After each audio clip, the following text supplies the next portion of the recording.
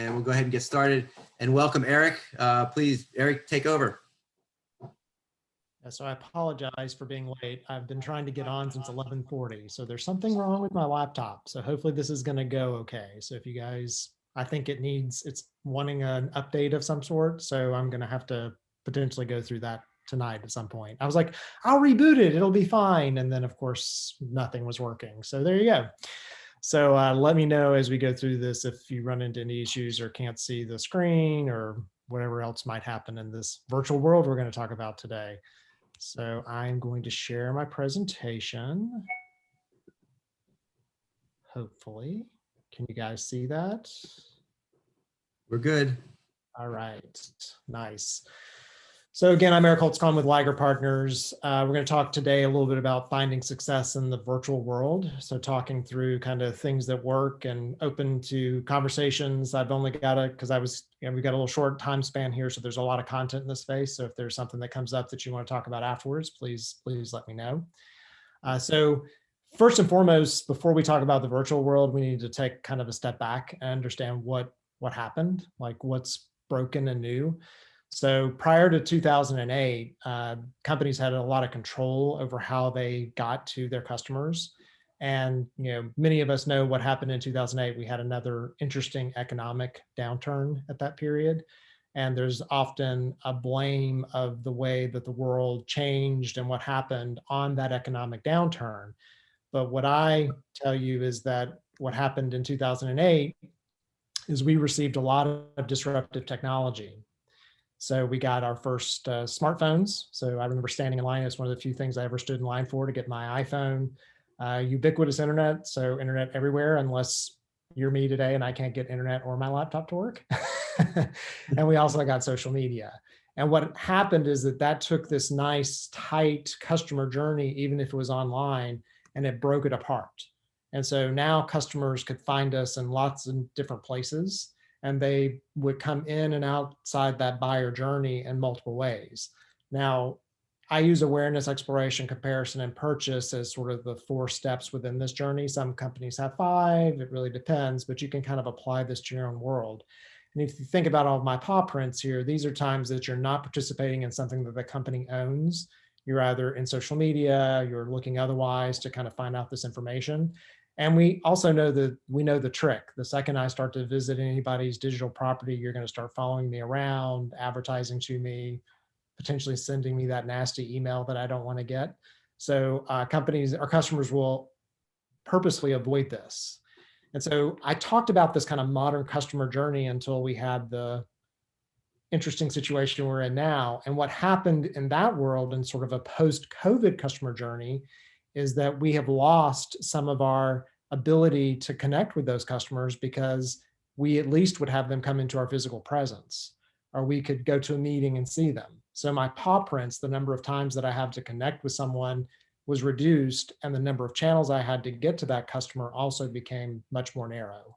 So it's way more important in this current world to understand how to use virtual to connect with your customers. And what's interesting about this is this behavior has been going on so long that we expect it to be a long-term modification of the way that customers work and the way that they want to interact with the companies that they deal with.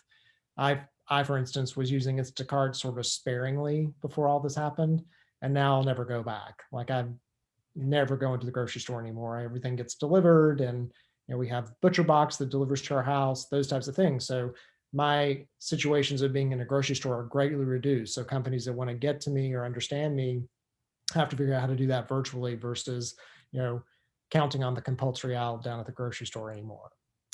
So these changes are permanent. We need to think about them and not bury it into just COVID. It has to do with also a change of behavior. And so those are the things that really impact how people participate and decide to either find information and buy from us at the end of the day.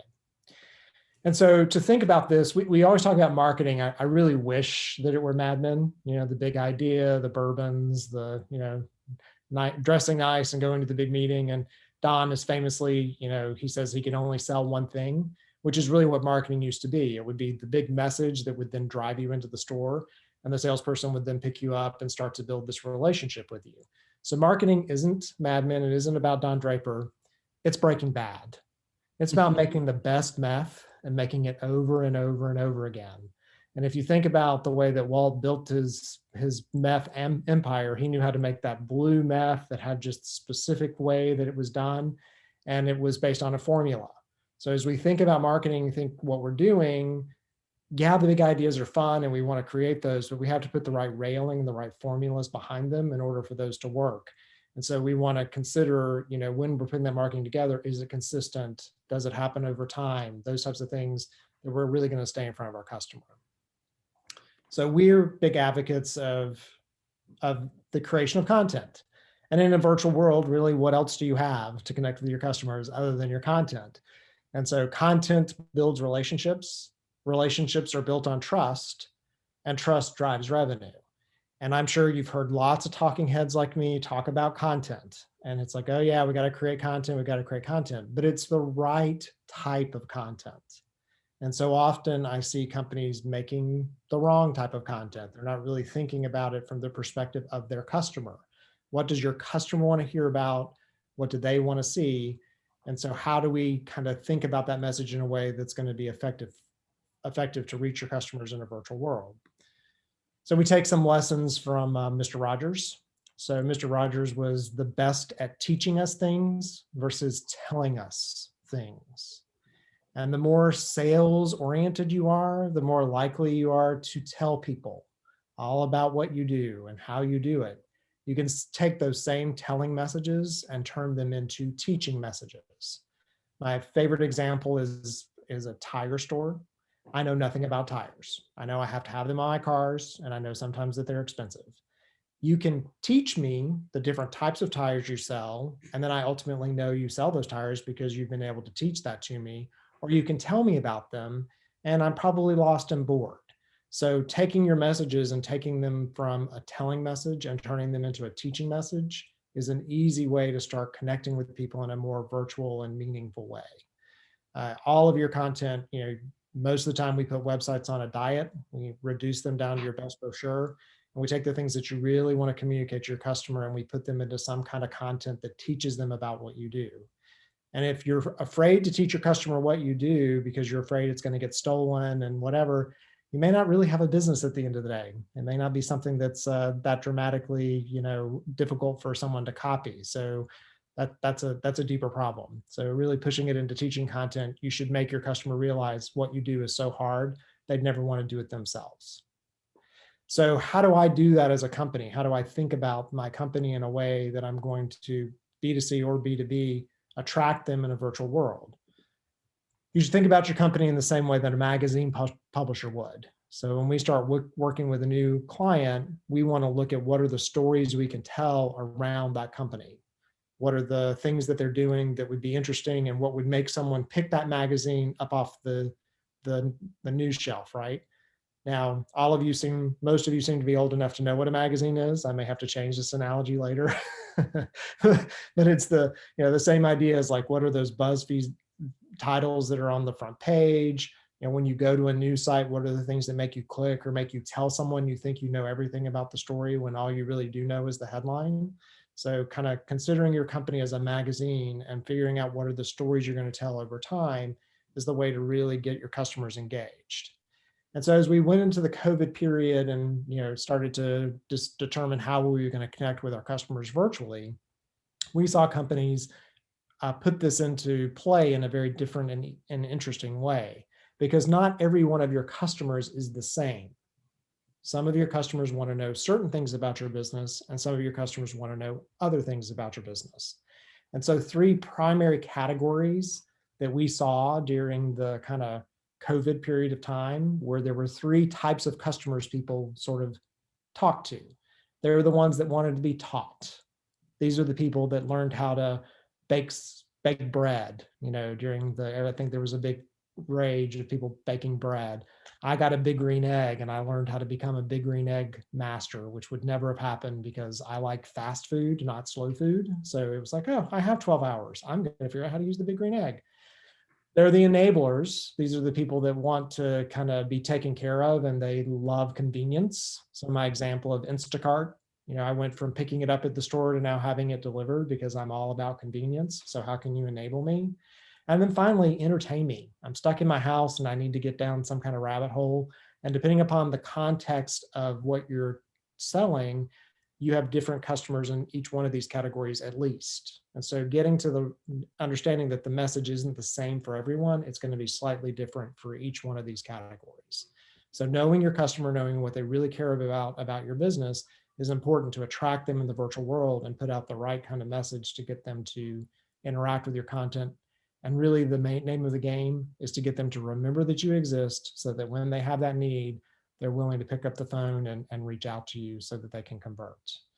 So some good examples, I wanted to pull some things that we saw that worked really well in these categories. So in the Teach Me category, we loved what Hilton did.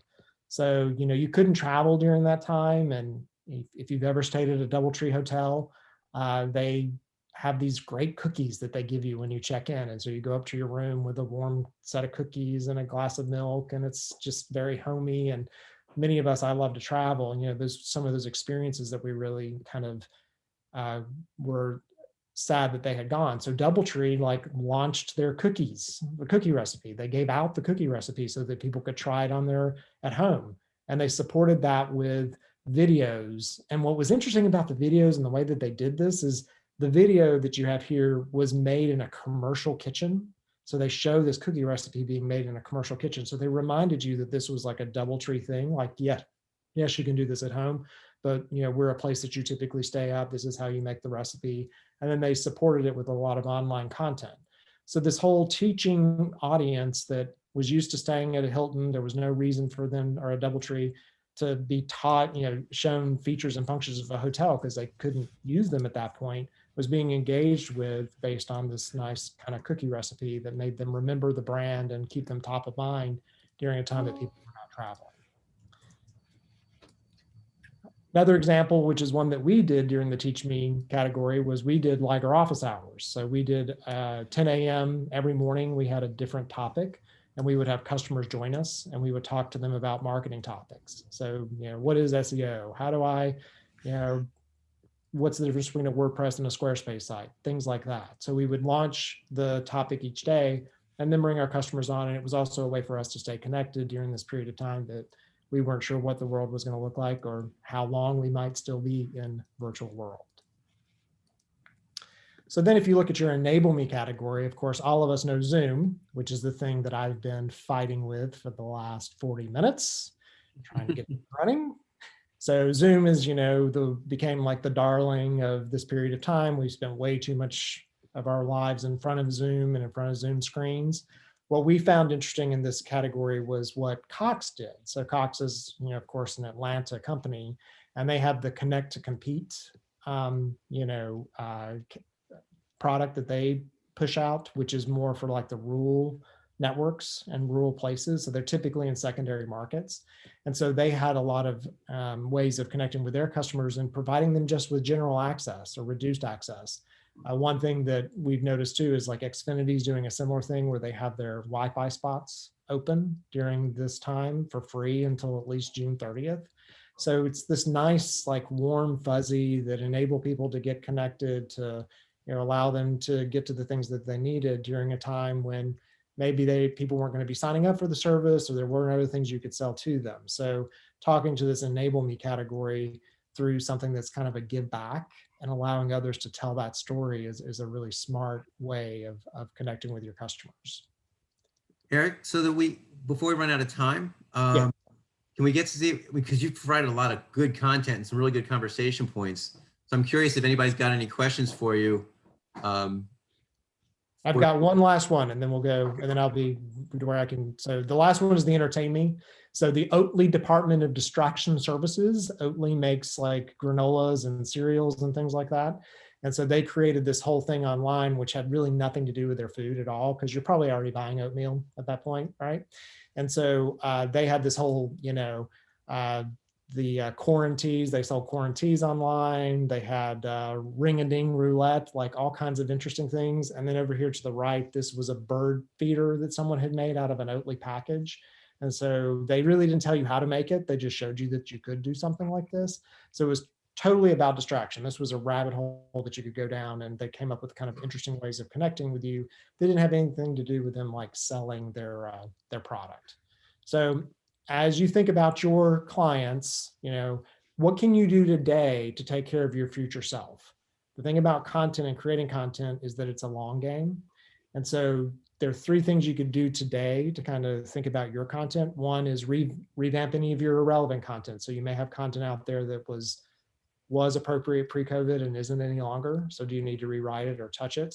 Get more value out of your existing content assets. So turning podcasts into blogs or taking pieces and kind of reusing them, because just because you put it out once doesn't mean people saw it. And then finally, our favorite is to convert your tell content into teach content. How can you teach me something about your business when you're often telling me about it? So there we go. Got it. I'll throw out one quick question and then give people time to think it as well. You talk about content and the value of content and relevant content. Where is the balance between the quality of the content and where the content goes? Where should the content be going? So the answer to that is typically we see companies spending 90% of their time creating the content and then 10% of it promoting it. You should spend about 10% of your time creating it and 90% of your time promoting it. And it is a little bit about experimentation. So creating a nice piece of content that teaches me something and then trying different channels and understanding where your best customers might sit and how to do some lookalikes to get it outside of organic.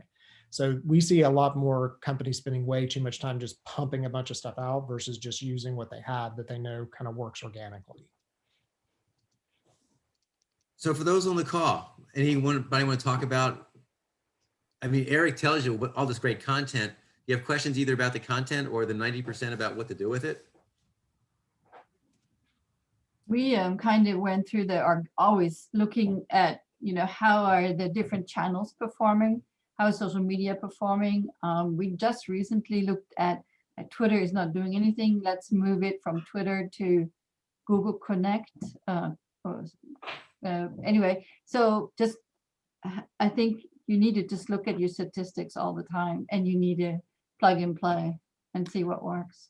Yeah, it's not a set it and forget it. That's the problem that I see companies is they feel like they can take marketing and they can put it in a capsule and say, we're going to do this now forever.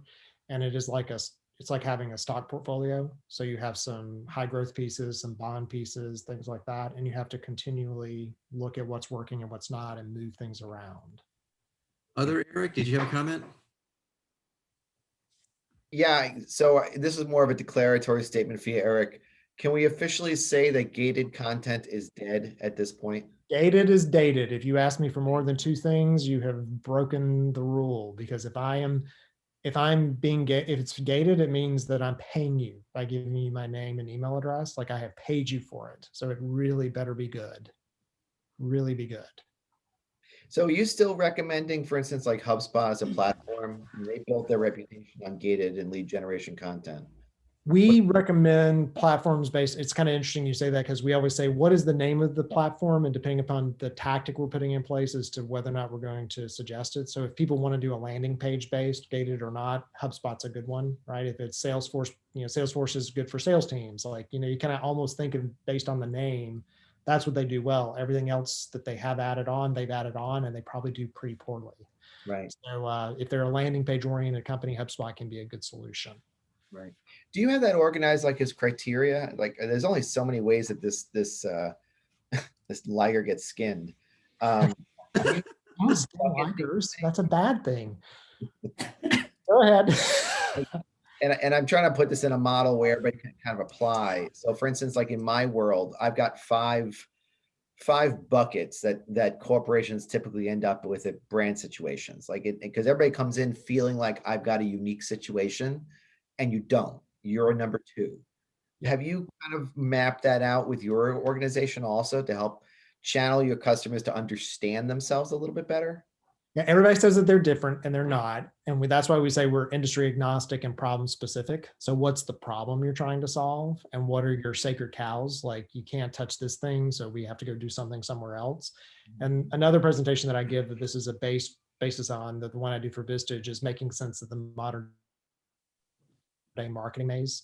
And so we talk about kind of the key things that have to live within the ecosystem and then their add-ons based on that. So it's almost like a doctor looking at a patient and saying, okay, we got to do the following things for you based on where your parameters are.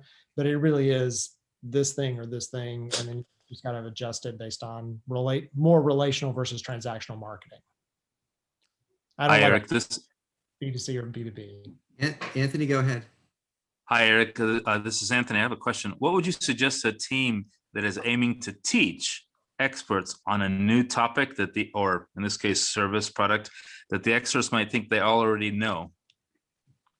Because what we're doing is we're bringing something to market that's quite new, and they might think that they know everything about that field. What would you suggest? So you have to start with where people are. So if they believe something, that's like one of those nice content pieces that you would then twist on its head. So you might bring it in based on, you think it's this way, and I'd have to think through the headline or whatever, and then you get them into it and then convert them. And a lot of clients we work with, that's one of our favorites, is relational clients, where they're trying to change the opinion of a group because it used to be done this way and now it needs to be done this way. We've got a prostate cancer center we work with in Alpharetta that does prostate cancer screening very differently than anyone else in the US. And we always have to start with the way that people expect and then move them to what the new way of doing it is. So I'm glad you say that, because we're in healthcare. So that's very analogous to what we're doing. We're trying to do something like that. We can talk later. Thank you. Yeah, you have to start with where they are. And are you telling them, Eric, are you saying that they're wrong? Because that's always questionable, but how do you jump in? Because for Anthony's situation, how do you jump in where they already believe something? Well, it's over time, right? So we talk about, content marketing, and it takes like 20 to 21 times to start changing somebody's mind, to make them aware that something different. That's why you see the way that some of the infomercials and things are done, which are not necessarily the way I'm suggesting. Like I'm talking about this being a slow relational burn, and they have to most personas have to make the decision on their own, right? Like they don't want to be told. So how do you talk to who they are as a persona and make them feel like they thought about it, right? Like there's a fast follower group that loves to tell people they know something because they heard it once from somebody else, so it's really about understanding where they kind of fit and speaking to their ethos. This is all psychology. You're basically using like marketing judo to use their own momentum against them rather than fight against them. Yes, and knowing where they live. So there's 4 business persona groups. One group is they're the innovators. They like to do things first and then they tell other people about it. And if you skip that group, you never get that group. So you have to use the right language there, or they won't pay attention because they feel like it's passé at that point. So getting into that psyche, the psychology of this is as important as what you do. My psychology with teaching singers, many come with learned habits that they think is really great. And I affirm that position. And then I say, try it this way, which I know is much better, but I can't tell them that. But I play with their egos. And then when they tell me it worked better than their old process, then I say, whoa, that's great. Let's try something else. Amazing. I'm so glad to hear from you. Classroom tactic. Wow. Well, Phil, to your point, what's interesting about you is you identify yourself as a teacher, which is just what Eric was looking for. Yes. Oh, I have 2 pages of notes. Thank you, Eric. You're welcome. Teachers do well. You need the tellers to close the deal. So that's the tellers are the sellers, the teachers are the marketers, and you can always tell the difference between based on how they kind of put the message together. So a good teacher needs a good teller to kind of close it typically. Well, I'm a balance between both of those. And so I try to tell less and teach more and let the student discover and tell me what they learn. Yeah. And that way they'll never forget it. Anyway, I'm done. All right, we're gonna use that as a point of wrapping up, because I think that's brilliant, and I love the way sometimes you can have a conversation and then with that last sentence, like Eric, your point was, teachers do this and tellers do that. You're right that you boil it down now that we understand the context. So thank you for that. Hal, I got one thank you to Eric. You mentioned your office hours concept. And when this all went down, I saw Whitney, one of Eric's partners, had posted the office hours, and it got me thinking, and that's how Hal and I sort of arrived here. So we appreciate that. Very good. Very true in the appreciation there. Thank you. In wrapping up, give you a quick heads up on what's coming tomorrow or coming in the coming weeks. And one final joke. If you're trying to reach out to people, what's the role of swag or merch? Will be talked about next week. Then as far as where you go for your office or where you meet people, Scott will be talking about that in 2 weeks. Don's got a interesting point of view about scary times all ahead and transforming anxieties. So that should be, again, more thought-provoking. And then interesting that Eric brought up trust as part of his equation, and Dawn Cook will be talking about that on the 22nd. So please know that you're welcome to join us. You're welcome to bring a friend, and we'll have a great conversation. And the final thought, Jared, think that banner ad will work. It's just solid marketing right there is what that is. All right, guys. Thanks so much for joining and for the conversation, Philip and Eric and all. Thanks for the inputs, and we'll look forward to seeing you next week. Have a great week. Thank you, guys. Bye, everybody.